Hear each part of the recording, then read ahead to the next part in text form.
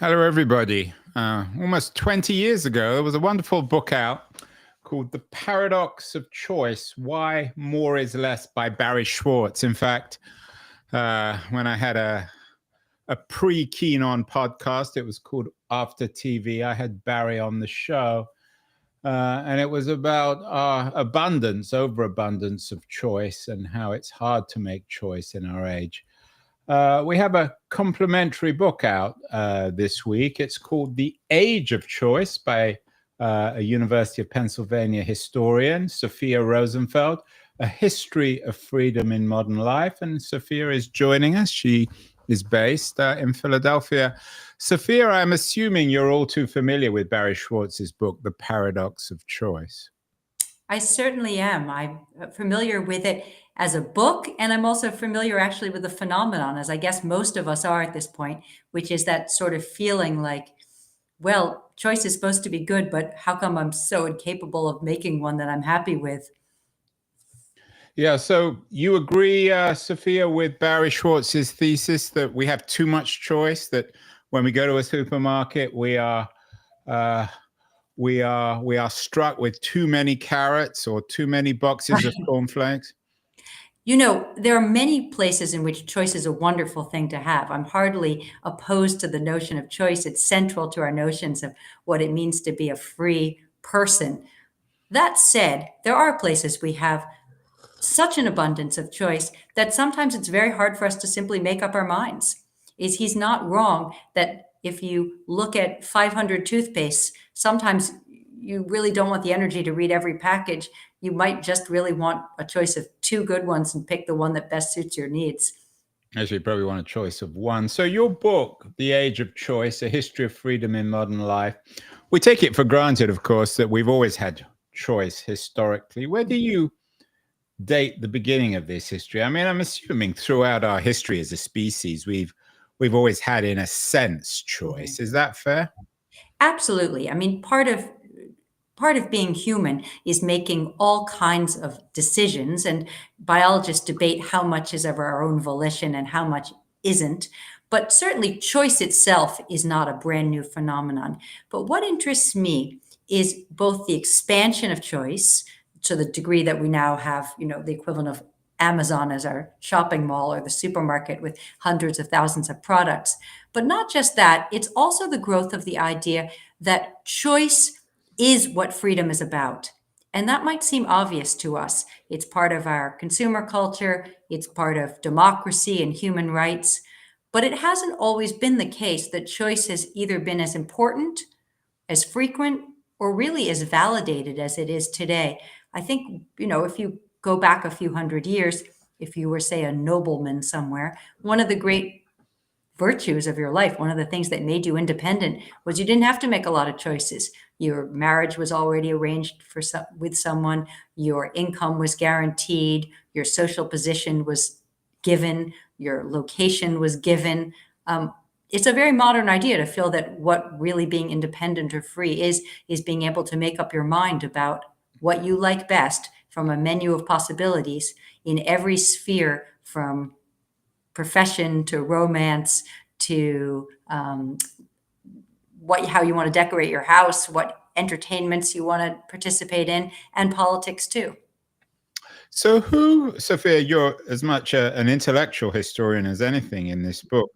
Is there a founding theorist of choice, or do many of the founding theorists of modernity, from Hobbes to Locke to Rousseau, do they sort of take choice for granted or stumble on it?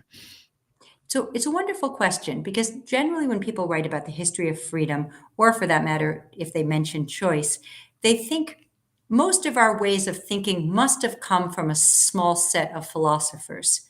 And certainly philosophers like Locke or John Stuart Mill have been profoundly important in shaping how we think about these concepts.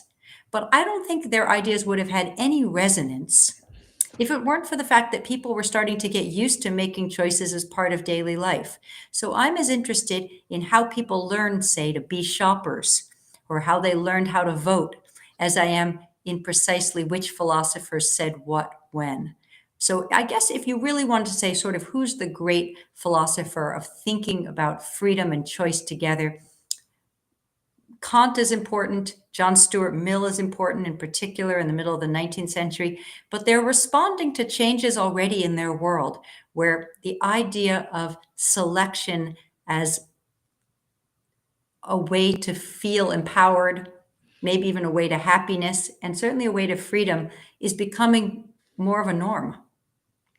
I've always thought of Kant as a moral philosopher, actually a very difficult one. Um, is there a morality then associated with choice? Explain why Kant's so important in terms of this Yeah. narrative of choice emerging as the core feature of the human condition.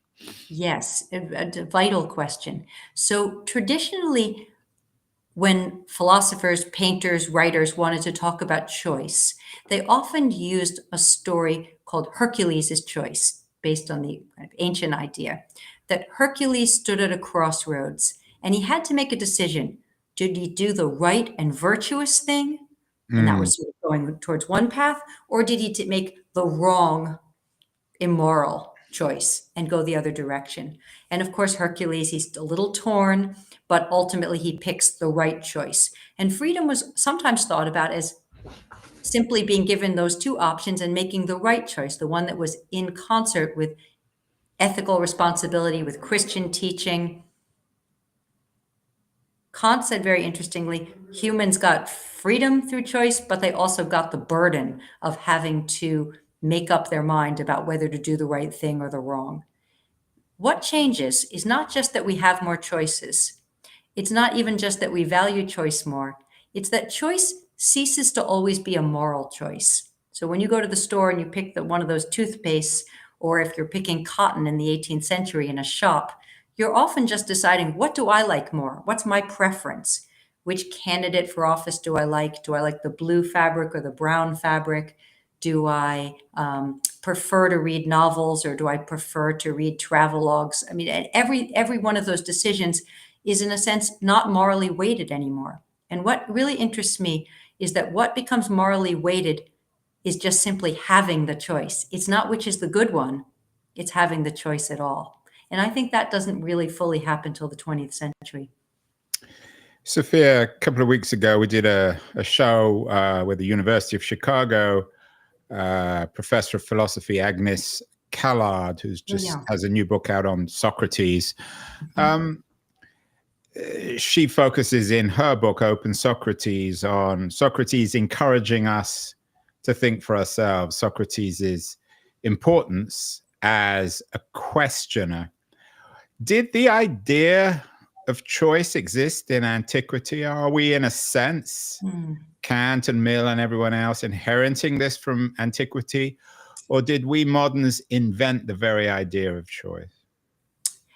I don't think in any way did we moderns invent the idea that humans make decisions all the time. Certainly, free will is an ancient subject for discussion. But this very particular way we think about choice, which is often selecting what accords with our preferences off some kind of menu of options, is, I think, a fairly modern phenomenon. It's not that it can't be found ever, but we're so used to something like a restaurant menu, a ballot, a catalog as a kind of way we interface with the world.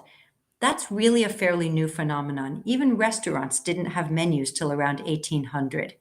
Um, and the act of thinking with in this interior sense, what do I want? What do I desire of the things that are spelled out on this list of sorts? Whether that's, Tinder and dating, or whether that's a sandwich in a sandwich shop, that evolves over a long period of time, but really in the modern era. And that's what interests me especially. And when I think Barry Schwartz is talking about the paradox of choice, he's really responding very directly to the conditions of modern life. I'm asking sort of, how did we get there? What about the role Sophia, of religion in this. Religion, of course, is in many senses teleological. You've mentioned dating. Sometimes the narrative of dating on the shows or in romantic literature is that finally we find the person that supposedly is meant for us forever.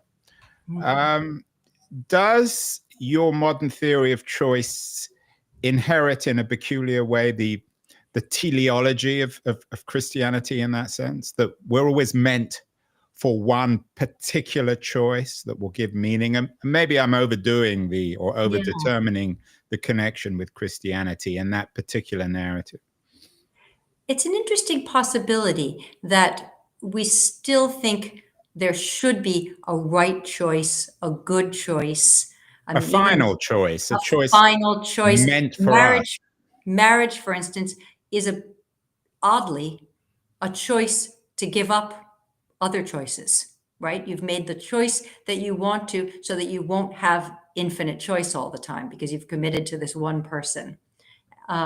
So there are a lot of ironies in all of this. But I will say that where I see the impact of Christianity is more in the aftermath of the Reformation, which produces a kind of pluralism, a possibility that there is more than one faith or more than one, even strands within Christianity, and opens up the idea that freedom of conscience is very important to Protestantism, for instance. The idea that one has to know from the inside what's right for you. Now, we don't start picking religions the same way we start picking something in a marketplace. I don't want to make everything look exactly the same, but something about the idea of internal preferences being realized becomes possible when there are multiple options within Christianity. And you can hear this, for instance, in my own city of Philadelphia in the 18th century. You see people who come visit, they're tourists from Europe. And what do they want to do? They want to try out different churches, like entertainments, the way we might go to the movies or something. Different denominations, different preachers, they go to bookstores, there are lending libraries. All of that's new to the late 18th century and into the 19th century. And it's part of this idea of a kind of possibility of multiple options and selecting within them. But as you say, religion always has a different shape than other kinds of choices. And there is some notion that this is the kind of choice, like marriage, that will be the final one. You will make the good and the right choice, not just any choice. The gorilla in the 100-pound or the 100-stone ton gorilla in the room, of course, in your narrative, Sophia, is capitalism. The great historian or sociologist of religion, Max Weber, connected the Reformation with the birth of capitalism and all the uncertainty of the Reformation on the self. Is there a connection? Are you a Weberian in your analysis of the origins of capitalism and the development of the self, particularly in the context of your interest in choice and individuality? So that is one, and you're absolutely right. That is one way you could tell the story, is that in a sense, capitalism sweeps up everything else in its wake. And we sort of reimagine the world in keeping with capitalism. And it's not totally wrong, of course. We're seeing that in politics right now, the power of capitalism in its newest form.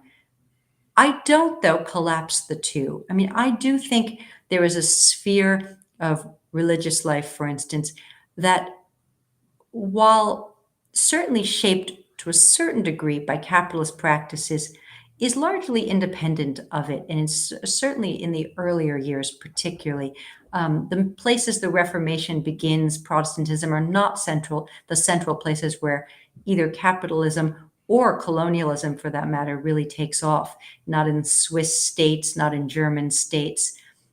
I see a kind of dual origins, really, in religion and intellectual life on the one hand, and in commercial and consumer practices on the other, that by the 20th century come together in the form of choice being almost a religious value for capitalism and for democracy alike. But I don't think that the story of capitalism sweeping everything under and with it along like this in one big swoosh, it seems to me a simplification of what was actually a more complex process and a slower process. The modern so-called science of economics, of course, comes out of this modern capitalist age. Did the fathers of economics, Smith in particular, um, did they think or rethink choice? Did they take it for granted in this new market economy where people did indeed have choice, whereas you suggested in the pre-capitalist, pre-modern age, they simply mostly didn't?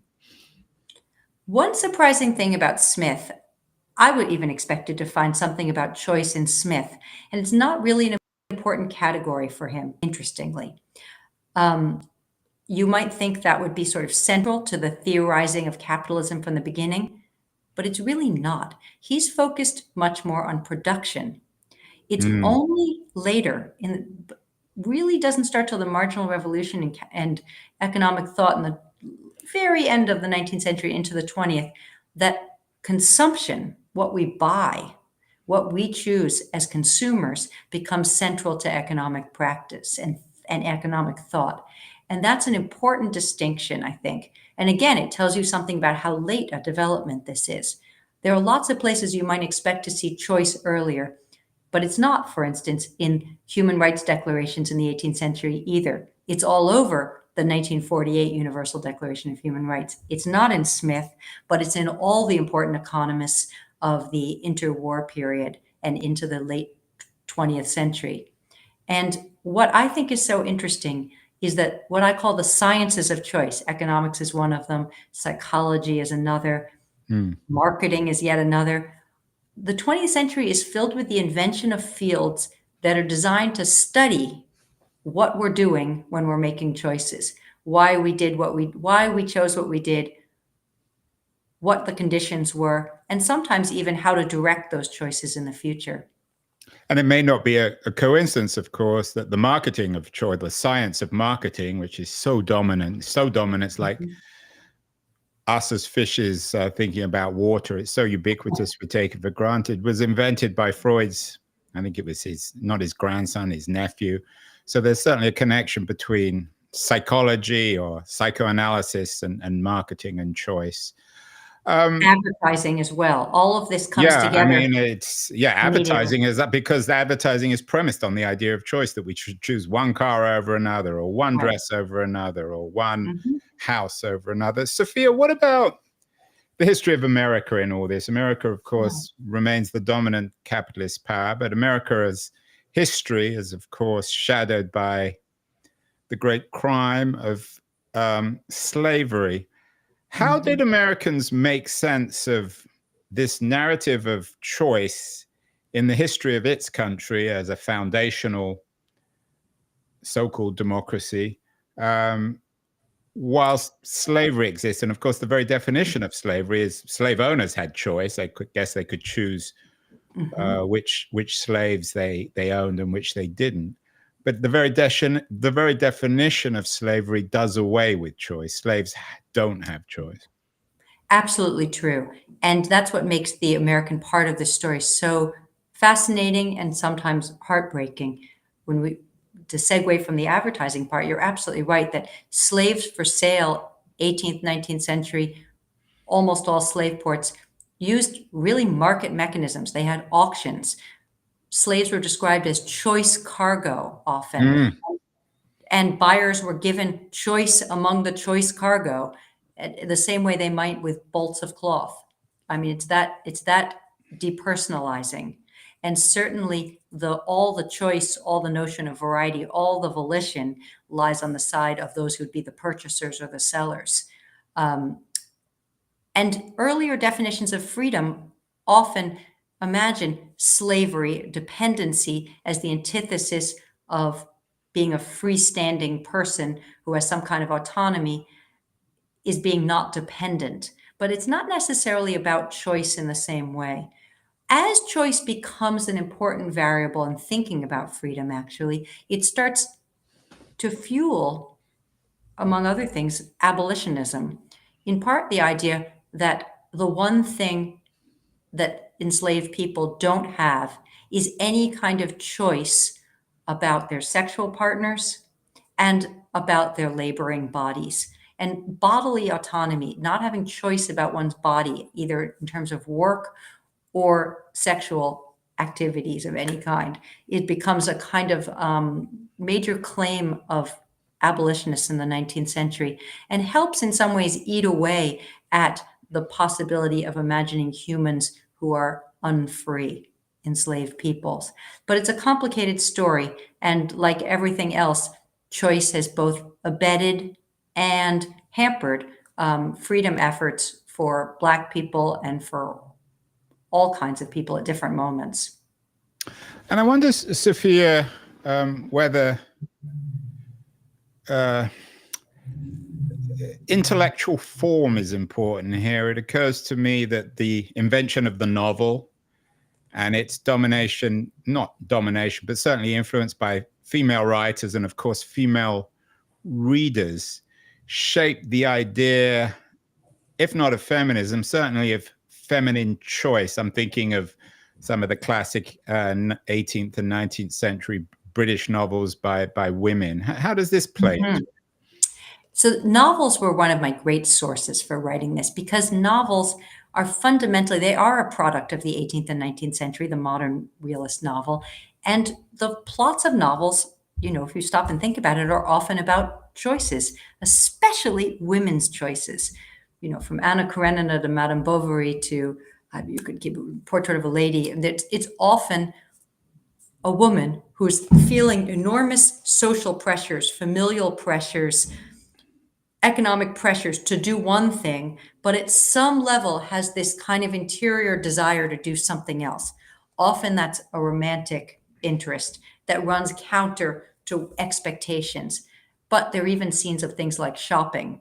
There's women are often the authors, they're often the subjects, and they're often the readers of these stories that are about women both grappling with specific choices, but even more grappling with the problem of choice itself.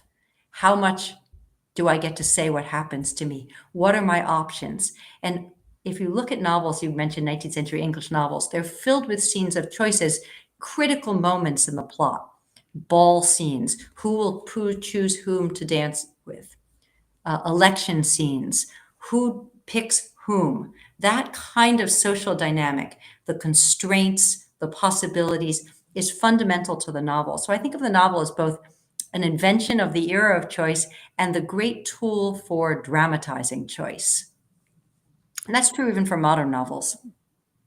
Sophia, how did you negotiate the issue of Marx and capitalism and culture? Of course, the traditional notion is that capitalism shaped everything else. Capitalism is obviously very important in this. I mean, it's in many ways what choice is. But in terms of cause and effect of these types of novels, of Jane Austen, of readers and women and the market, where do you begin and end, or is that too simplistic a question? No, it's a good question, because in a very strict Marxist schema, everything is in a sense a reflection of who owns property and how it's manipulated, shared, distributed. And Marx wasn't wrong at all about the impact of our economic structures and our economic relations on everything else. That said, and maybe this is my bias as a kind of cultural and intellectual historian, I see a more two-way street, that the very act, for instance, of writing and reading novels surely had an impact, and also how people imagined themselves. So, and those people then went into markets with new conceptions of themselves. So rather than see everything either come straight down like philosophers and we just follow what they do, or on the other hand, we're just economic actors all the time, I think there's much more give and take between the social practices we engage in, the way we talk about them, and the ideas we form of them. And it's a kind of reciprocal process. So for instance, if you find it very easy to go in and to a restaurant and order something off a menu, as most modern Western people do at this point, you think that seems like a natural thing for humans to do, but in fact, it's a kind of socially conditioned practice. The fact we attach that to some kind of freedom is also a socially and culturally conditioned practice. It doesn't have to stand for that, but that's something we've made it stand for. And I don't see that as simply an effect of the existence of business and private enterprise. I see that as a kind of web of meanings, activities we do, and thoughts and ways of describing them that are kind of deeply enmeshed in our activities. And what I like to do is find things generally that we do without thinking about them much and try to kind of pull apart or uncode why we do these things. Where did they come from? How do they affect us? Things you might not ask because some of these things are so ordinary. What about the history of democracy in your age of choice, Sophia? Some critics of contemporary democracy think that democracy is simply being presented as to voters as a choice between one kind of soap powder or one kind of chocolate or another. Um, are you critical of that conception of political freedom in modern life? Where do you date this from? I assume middle of the 19th century with mass voting. Right. So in the 19th century, something really extraordinary happens that we don't talk about very much. We definitely talk about the expansion of who gets to vote. Gradually, people without property, gradually, people of color, gradually, women. Very, very slow process. But we don't talk much about the change in how we vote. I think people tend to assume that in the 18th century, people voted sort of the way they do now, but that's not really true. The idea of the secret ballot, of privatized voting, only becomes universal in the last quarter of the 19th century and into the 20th century, and then it becomes a kind of global world standard for what a safe and good election is. But that's not the case to begin with. And voting was a much more communal activity. Only with the rise of notions of choice, voting is a kind of late piece in the story, came the idea that, we should be in a kind of secluded space where we could look at our own mind to figure out what our choice was when it came to political leaders, not It's almost something that group. it inherits the confession as this place Yes. where we're self-realized, but in a very different kind of sense. So John Stuart Mill, who you would think would have been much in favor of this because he was a kind of great philosopher of choice, was really horrified by the idea of voting privately like this. And, for many people, it seemed like confession, or it seemed like some kind of shopping. It seemed like something where your whim and your fancy and the wrong impulses were shaping your choices. And he really worried that privatized voting was going to result in what you're talking about today, this idea that, we get a list of two or three things, maybe five things, and none of them really correspond with anything we like. But our only activity as a democratic citizen is to kind of pick one and get out of there, as opposed to a collective, deliberative decision-making process.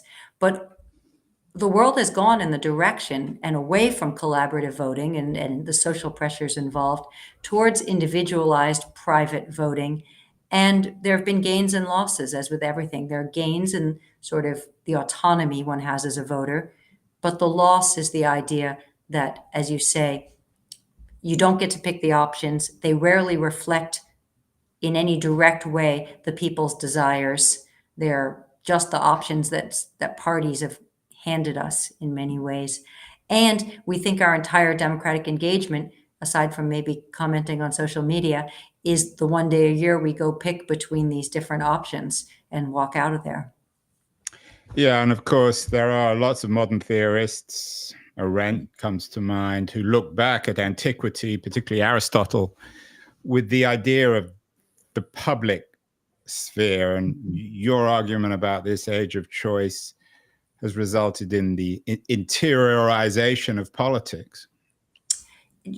So yes, and since you started with Barry Schwartz, he's interested in what happens, the sort of psychological pressures on the individual, in particular, in our kind of obsession with choice. But another way, and this is something some political theorists bring up too, another way of thinking about the problem of choice is that it also often distracts us from public-minded things or the common good, since you're talking about Arendt here. It takes us away from thinking not what do I want, but how would we work together to collectively achieve something we might all need, but to get there, we might have to limit my choices. So let's say we all benefit from clean air or good drinking water. What I choose in each of those is, in a sense, not the critical question. It's how do we collectively get to a place where we'd have cleaner air? And sometimes that might mean limiting, say, consumer choices. So there are lots of places in which choice can free us, for sure, but choice can also trap us in ways where we can't act very effectively towards the common good. We lose sight of the public, and we still feel even burdened in this very particular way where all the responsibility lies on us for our own happiness and our own success. Yeah, you mentioned Mill, of course, who had a very ambivalent relationship with utilitarianism. He was the godson of Bentham, father of James Mill, one of the founders of utilitarianism. The idea that we're all calculating machines and that we can add up our pleasures and pain, and we always want to be, we always want more pleasure rather than pain. I'm assuming that the modern thinking about utilitarianism, which now has acquired digital form in the computer age, is very much bound up in the notion of choice, is that we can calculate these things. And when we miscalculate, we're somehow going against the laws of nature. I think of somebody like Thomas Frank, who argues about American voters. He's a left populist arguing that the American working class has historically always voted against its own interests. Yeah, I mean, the chief spokesman for this position these days are really behavioral economists, though Yeah. it's trickled into lots of other fields too. But they argue that the sort of the rational choice vision of the individual as when they have the right information, knowing their own mind to be able to consistently pick what they like, is actually not really what humans are much like. And that when you test this empirically, you find that people pick things that go contrary to their own interests all the time. In politics, for sure, but just as much you come home with a purchase and you think, why did I buy that? If I really meant to save my money, or I already have one of those, or what, or you have buyer's regret and you say, oh, I'm not sure I picked the best one, that we really aren't very good at picking in most spheres. And we're constantly being misled by things like advertising because we're very susceptible to persuasion. And that the rational choice, sort of perfect economic actor, is really such a fiction that to use it as a model, whether for policy or anything else, is distorting in a way. And that does take you back, as you say, to philosophers who were interested in the way that the passions, the heat of the moment, for instance, were always understood to be countervailing forces, that we weren't really rational beings, at least 50% of the time. Yeah, I mean, we're hard to make sense of. I mean, progressives these days are angry that so many people within the working class voted for Trump, and many of them will say, well, they voted against their own interest, and Trump's going to, maybe not literally, but metaphorically, screw them. What do those kind of arguments tell us about why, Sophia, we make choices? Like, for example, voting for Trump. Yeah, I mean, it's a really, it's everybody is fascinated by this question. There are people for whom he reflects obviously exactly what they would like to see happen in the world. But then there are lots of people where you think, why? What was the appeal? And the old notion that most people, back to your question about Marx, that people will, in the end of the day, vote their pocketbooks, for instance, has not really been borne out. People are often much more interested in symbolic issues.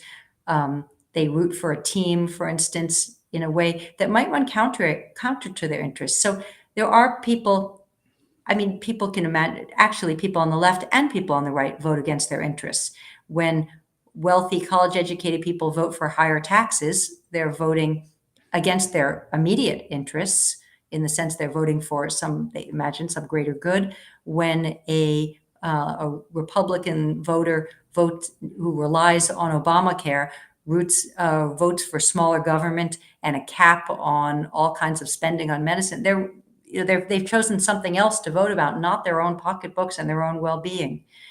It turns out people's motivations, they're self-interest, but not self-interest that can always be measured in economist terms.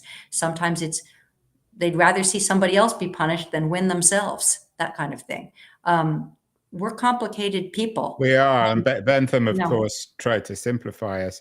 Let's fast forward to the modern age. We've already mentioned Trump, enough of him. What about the trans issue? It seems to me, Sophia, a very controversial issue, both on the left and the right. It seems in a sense that this is the almost absurd logical conclusion of our age of choice, that we can not only choose what peanut butter we buy, what toothpaste we use, but what gender we have. How does the trans issue or the politics and the technology of that fit into your narrative on the age of choice? So this is a really interesting question. So complicated about sexuality and gender identity, both. In many ways, we've moved on the question of gender increasingly towards this idea that, again, how one presents to the world, how one self-identifies, is a matter of individual choice. And that is a bridge too far for many people, I'm well aware. On the other hand, there's also a kind of, this is who I am, natural. This is sort of intrinsic to me discourse here that suggests this isn't a matter of trying on appearances or something, but is intrinsic to the self. And there you have more of an echo of what happened. And it's important to think about areas we've also said are sort of apart from choice. Gay rights movement, very interestingly, certainly the move towards marriage rights for gay people was premised on the idea that gay people should have the same basic choices as heterosexual people, no doubt about it. But why was because people were naturally straight or gay. There's no doubt that the discourse, not that gender was not a preference, it was an orientation that was much more natural than people were biologically something or the other. You might call this a kind of bioessentialism. And you find some of the same tension in discussions of trans rights, whether one is for or against, which is to say there are elements of essentialism, this is who I am, and there are elements of it's my choice, how I want to live, and I should have the same choices as everyone else about what that's going to look like. And I find that extremely interesting. We grapple all the time with not is choice a good thing, but what should be the few things that we leave out of the world of choice. And there are quite a few things that we have decided collectively or that we're fighting over, whether they really belong in the realm of choice or not. I'm not sure if you saw the last year's movie, Will and Harper. It's a film about Will Ferrell and Harper Lee, the Saturday Night Live people. And Harper Steele changed his or her gender. And the way that it's a nonfiction film, but the way it was presented as if he or she, I guess, always knew that she was a she. And so it was a return rather than a choice. Right. So that's where it's complicated because choice is there and biology are kind of intersecting in ways that are complicated. And if you really look at this discourse, you'll see elements of both running through it, that there's something that one knows what one really is at the core is to not say it's a choice. But there's also the idea that given who one is, one should have the autonomy to be able to make a choice about how to express that to the rest of the world and how to live. And it's a compelling argument, but it's a complicated one. And I think we'll see a lot more wrestling with this in years to come. I think even generations see this question differently.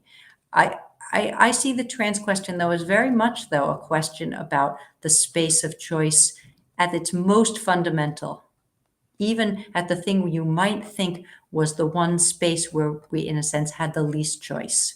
And I wonder whether in the future, with new technologies of one kind or another, we'll even have the same issues of choice when it comes to race? Race is one of those categories that to date has been not only exempt from choice, but often thought to be sort of pernicious when choice enters the conversation. You cannot pick your race, though you could pick your religion, for instance. You're not thought to be able to pick your race. Is there a reason that race is different from gender here? Probably it has more to do with politics than it does with something that could be described as biological. But every society will have to think, where is choice something that's socially permissible, and where is this something we want to take out of the terrain of individual choice?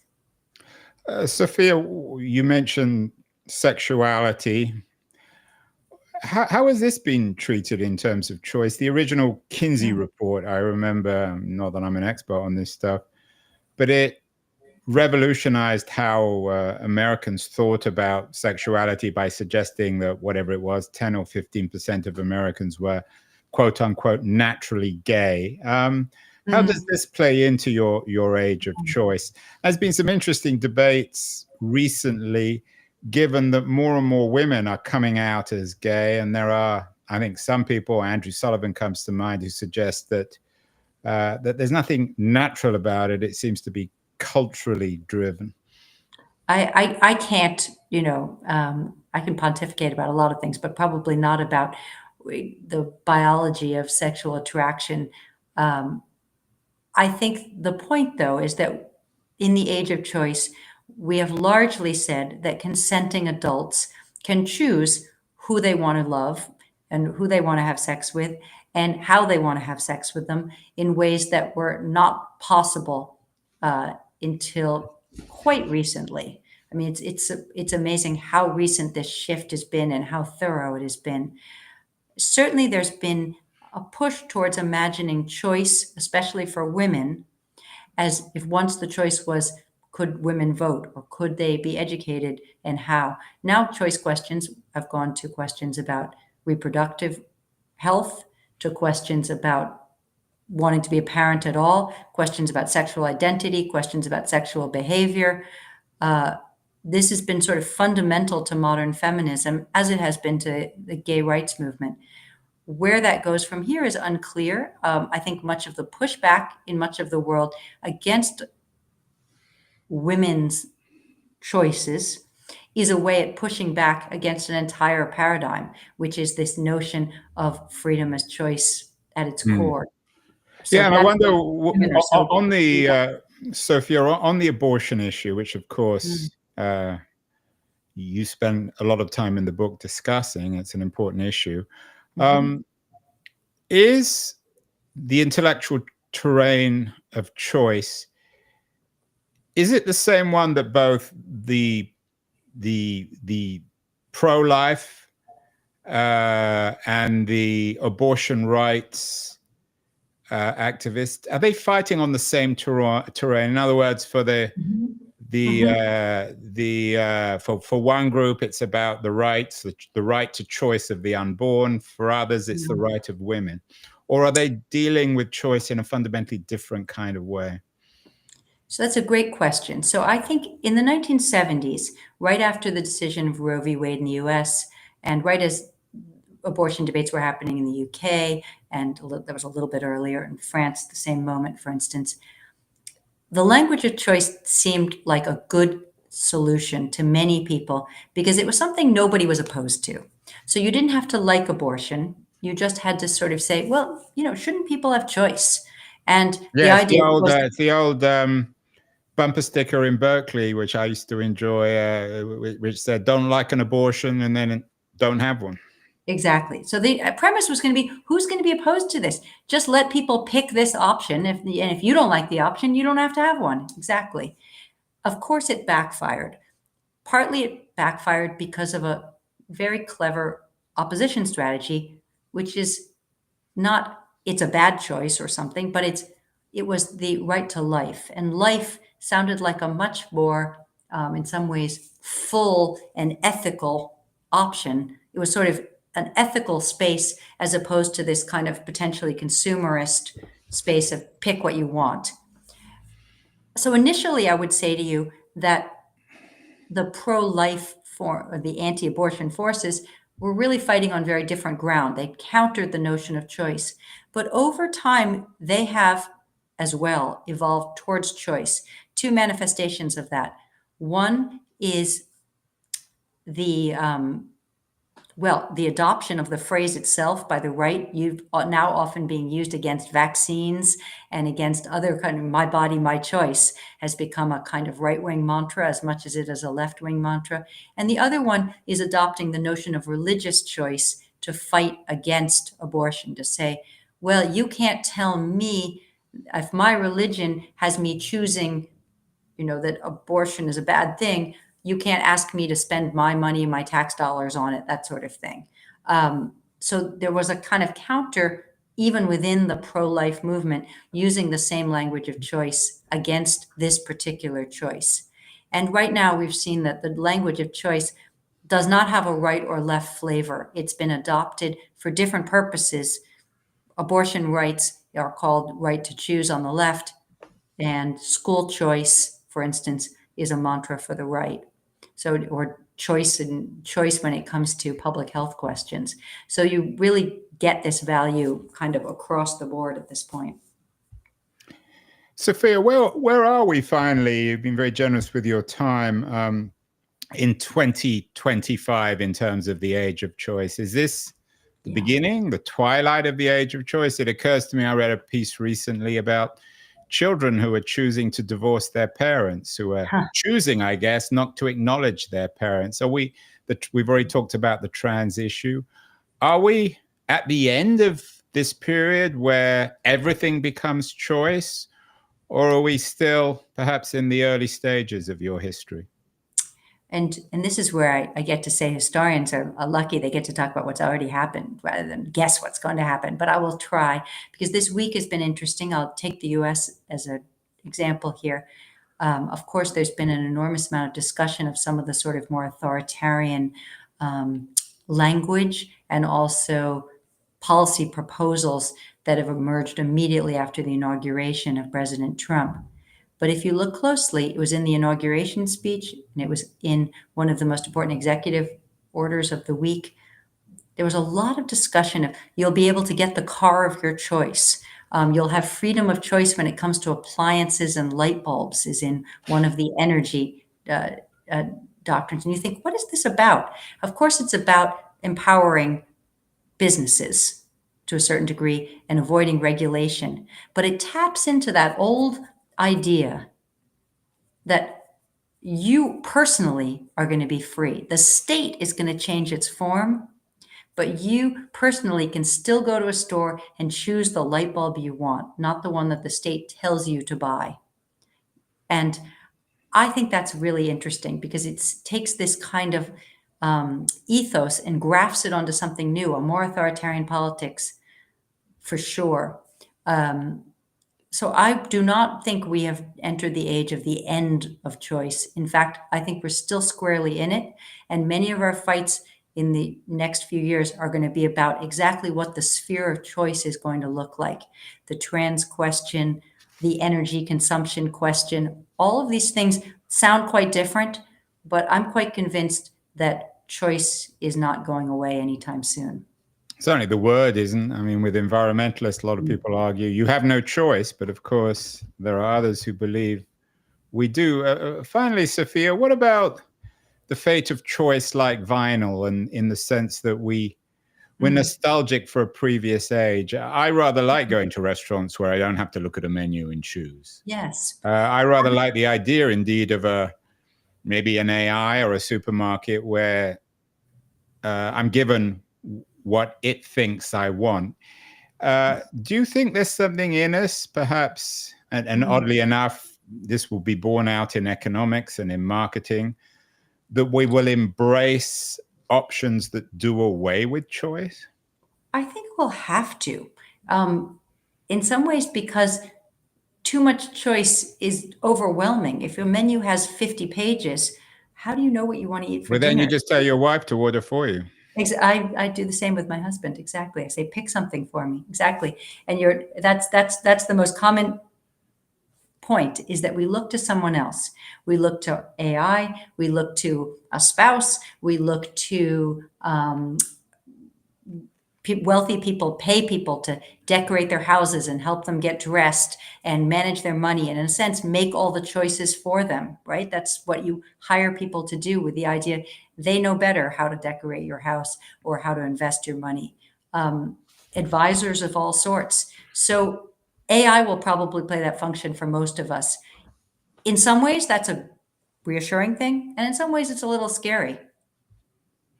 Well, Sophia Rosenfeld, I tried not to make too many dumb jokes on choice, but I have to make one. I'm glad I make the choice of having you on the show. It's a fascinating subject. We take choice for granted, but the history of freedom in modern life is, as you know, very much bound up with choice. So it's a real pleasure to have you on the show. Congratulations on the book, and I hope you will choose and I will choose to come back on the show. Thank you so much. Thank you so much. It's been a pleasure speaking with you.